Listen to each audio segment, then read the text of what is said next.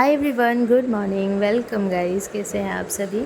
तो आज है षष्ठी और षष्ठी की आप सभी को ढेर सारी शुभकामनाएं।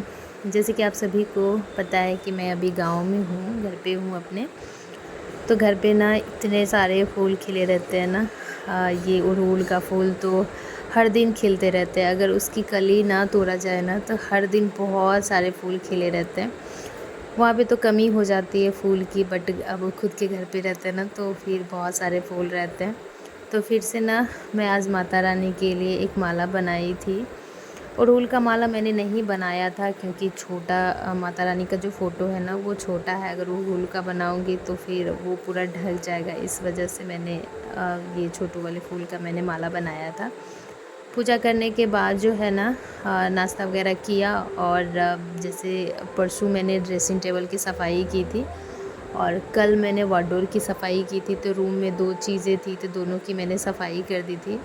वार्डरोब में तो क्या ही बताऊँ, 3 घंटा लग गया मुझे। जो कपड़े ना यूज़ का नहीं था, जैसे पिछले टाइम भी मैं आई थी ना तो कुछ कपड़े हटाई थी।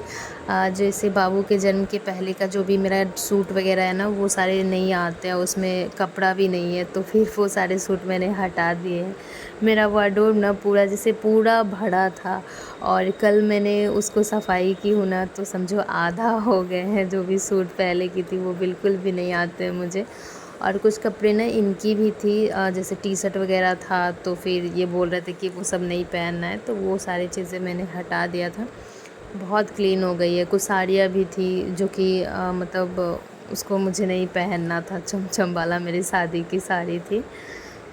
वैसे भी साड़ी मैं बहुत कम पहनती हूँ। और जो पहले की साड़ी है ना, जैसे शादी टाइम की सारी साड़ी नहीं, लेकिन कुछ साड़ियाँ जो है ना वो मतलब उसमें बहुत ज़्यादा सितारा मोती है, तो मेरे हस्बैंड को ना सितारा मोती वाले साड़ी पसंद नहीं आती है, इस वजह से मैंने वो साड़ी को हटा दिया है। 2-3 थे तो उसको मैंने हटा दिया है। तो आप सोचिए कि अब जो भी है ना कि बेड ही है मेन, बेड की आज सफाई कर दूँ ताकि मुझे दिवाली की सफाई से टेंशन फ्री हो जाऊँगी। आज सोच रही हूँ बेड की भी सफाई कर दूँ और मतलब उस रूम की भी सफाई कर दूँ, बगल वाले रूम की भी सफाई कर दूँ। तो यहाँ पे जो है ना मैंने पहले बेड को अच्छे से पोंछ दिया था क्योंकि गद्दे के नीचे भी धूल आ जाता है। पता नहीं कैसे आ जाता है, बट बहुत ज़्यादा तो नहीं था। लेकिन था। पिछले टाइम जब आई थी तो 2 दिनों के लिए आई थी रक्षाबंधन में, उसमें भी बाबू की तबीयत ख़राब हो गई थी, मायके गई थी, तो फिर ऐसे में ना बेड को गद्दा को हटाकर मैंने सफाई की नहीं थी। वैसे जब जब मैं आती हूँ ना तब तक गद्दा की हटा करके उसकी सफाई कर देती हूँ, तो इस बार उतना ज़्यादा नहीं था। तो जब मैंने बेड को अच्छे से पोंछ दिया ना तब मुझे ध्यान में आया कि अरे यार पहले इसको पंखा को तो साफ़ कर दूँ। तो फिर क्या करूँ, मैंने फर्स्ट टाइम मैं पंखा की सफाई कर रही हूँ, मतलब शादी के बाद। वो भी हस्बैंड बोल रहे थे कि मत करो, मैं कर दूंगा, लेकिन मैंने सोचा कि नहीं, अभी आप कुछ भी मत करो, रेस्ट के लिए डॉक्टर ने बोला है तो फिर फुल्ली रेस्ट करो। मैं नहीं चाह रही थी कि ये कुछ करे, तो इस वजह से मैंने सफाई की। और सच बताऊँ ना कि मतलब पंखा साफ़ करने में सही में बहुत मेहनत लगते हैं। मेरा पूरा मतलब ऊपर सर उठाए उठाए ना गला लग रहा था, गर्दन मतलब पूरा दर्द कर रहा है। और चेयर रखने के बाद भी ना वो ऊंचा पड़ रहा था, इस वजह से ऐसा हुआ। बाकी अगर और ज़्यादा कुछ उस पर रख देती ना, मचिया वगैरह रख देती, तो फिर उतना ज़्यादा प्रॉब्लम नहीं होता। तो फाइनली पंखा की सफाई मैंने कर दी थी। ऊपर झोल वगैरह जितने थे मैंने सारे को झाड़ दिया था। और फिर अब मेरा रूम जो है ना पूरा क्लियर हो गया। बेड को भी मैंने खोला था, जो भी उसमें थोड़ा बहुत चीज़ें हैं उसको मैंने सफाई कर दिया था। वैसे मेरा बेड में कुछ सामान है नहीं, उसको मैंने खाली ही रखा है। हस्बैंड बोलते हैं कि नहीं, बेड में कुछ नहीं रखना है, उसको पूरा खाली करके रखो। उसमें मेरी ही ना ये इनके इंगेजमेंट वाली ये शूज़ है, मेरी है शादी वाली इंगेजमेंट वाली, यही चीज़ें छोटा मोटा सामान है। बाकी उसमें कुछ मैंने कुछ भी नहीं रखा है, पूरा खाली रहता है। क्योंकि बेड में ना थोड़ा थोड़ा गैप रहता है तो उसमें धूल जाने का ये रहता है, तो उसमें कुछ रख भी नहीं सकते हैं। जैसे कंबल वगैरह रखते हैं ना लोग, तो मैं इस वजह से नहीं रखी हूँ, नहीं तो उसमें रखने के बाद भी धूल आ जाते हैं। बेड में बहुत सारे आज धूल निकले थे, क्योंकि बेड तो वैसे मैं खोलती नहीं हूँ, जब ज़रूरत पड़ता था तभी खोलती थी। उसमें पहले मैंने रखा था, जैसे जो कपड़े नहीं पहनना है, रद्दी कपड़ा वगैरह जो रहता है वही वाले मैंने उसमें रख दिया है।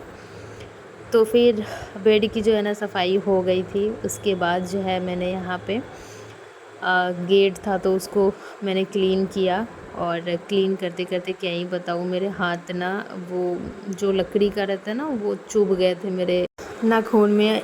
कसम से इतना ज़्यादा दर्द हो रही थी ना कि मैं क्या ही बताऊँ, मेरा मन नहीं कर रहा था कि मैं कुछ करूँ, बहुत ज़्यादा दर्द हो रहा था। तो सेफ्टी पिन से मैंने उसको जो है ना निकाला था, लेकिन बहुत पेन हो रहा था। जब नाखून में चुभते हैं ना तो बहुत ज़्यादा दर्द होता है, पता नहीं कैसे चुभ गए थे।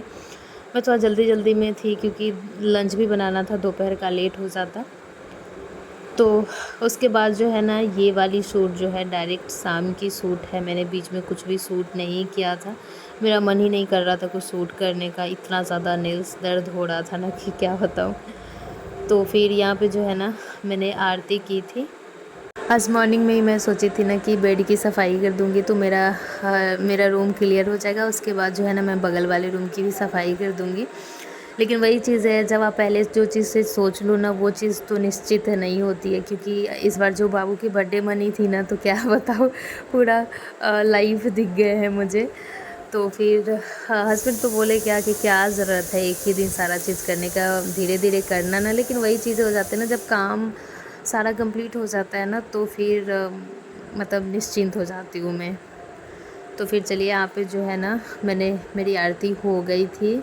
और फिर आज शाम में मैंने जो मॉर्निंग में जो मैंने फूल चढ़ाया था ना उसको हटा करके वापस से शाम में मैं फूल चढ़ा दी थी, क्योंकि मैं शाम में नहा लेती हूँ तो नहाने के बाद जो है थोड़ा अच्छा फ़ील होता है। दुर्गा पाठ पर मैं नहाऊँगी शाम के शाम, क्योंकि नमक खा लेती हूँ ना दिन में, तो फिर नमक खा करके ना सही नहीं रहता है। तो अभी जो है ना किचन में इधर मैं हॉल में आकर के एडिटिंग कर रही हूँ। मुझे दिन में एडिट करने का बिल्कुल भी टाइम नहीं मिला। तो उसके बाद जो है दीपक जलाने के बाद मैं किचन में यहाँ पे आ गई थी। सब्ज़ी उधर बन रहे थे, इधर मैं रोटियाँ बना रही थी। और इसी के साथ जो है ना इस ब्लॉग को मैं करती हूँ एंड, और मिलती हूँ अगली वीडियो में। तब तक के बाय।